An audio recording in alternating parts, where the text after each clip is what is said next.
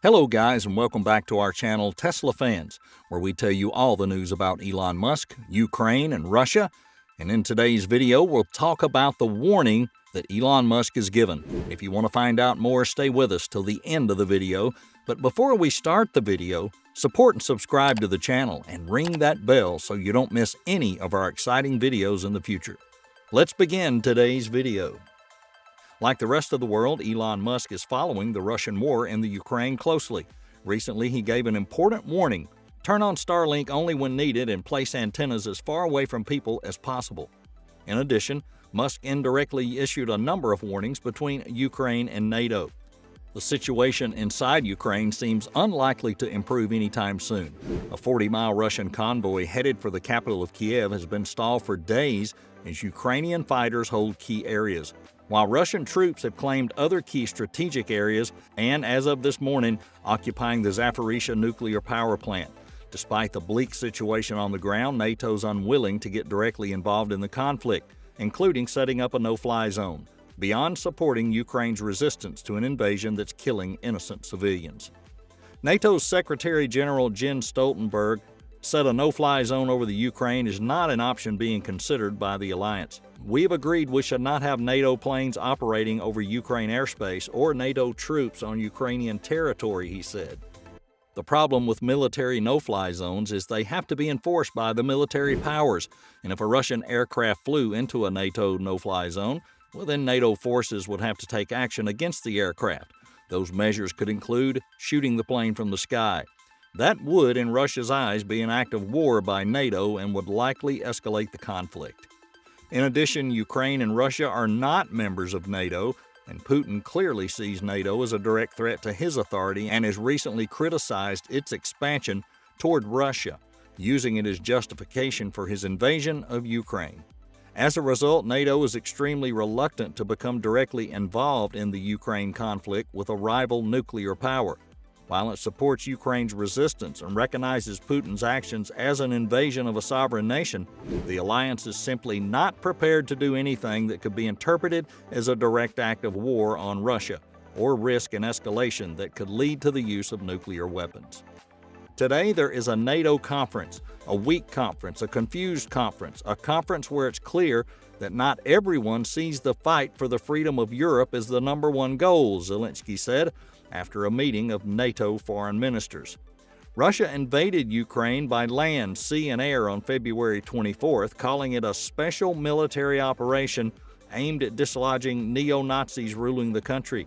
The 9-day offensive has killed and wounded thousands of people and sent more than 1 million people seeking refuge across its borders. Zelensky said NATO too now bore responsibility for deaths in Ukraine.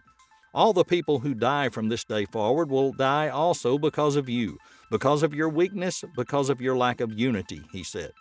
NATO leaders have given the green light for further bombing of Ukrainian cities because they refuse to establish a no-fly zone, the Ukrainian leaders said. The Ukrainian president also expressed dissatisfaction with the limited number of the alliance.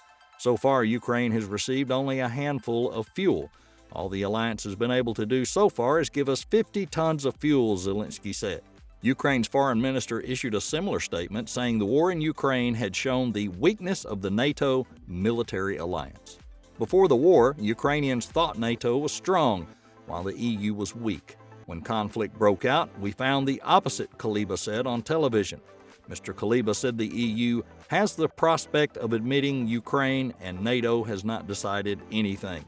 The European Parliament has passed a long, non-binding resolution welcoming Ukraine's desire to join the EU. "We are not involved in this conflict." NATO Secretary General Jens Stoltenberg rejected Ukraine's proposal to create a no-fly zone. "We have a responsibility to prevent conflict beyond Ukraine's borders." U.S. Secretary of State Antony Blinken said the alliance would protect every inch of land of its member states, but would not include Ukraine because Kiev is only a partner. "We are a defensive alliance. We don't want to cause conflict, but if conflict comes, we're always ready," Blinken said. But analysts say it's Russia's ground forces, not aircraft, that are causing most of the damage in Ukraine. Justin Bronk, a research fellow at the Royal United States Institute in London, said Ukrainians actually want a broader intervention like the one that occurred in Libya in 2011. When NATO forces launched attacks on government positions. That's not likely to happen when the opponent is Russia. They want to see the West kind of sweep in and take out the rocket artillery that's pummeling Ukrainian cities, Mr. Bronk said. We're not going to war against the Russian army. They're a massive nuclear-armed power. There's no way we could possibly model, let alone control, the escalation chain that would come from such an action. What's happening in Ukraine's skies? Predictions that Russia would quickly control the skies over Ukraine have not come to fruition.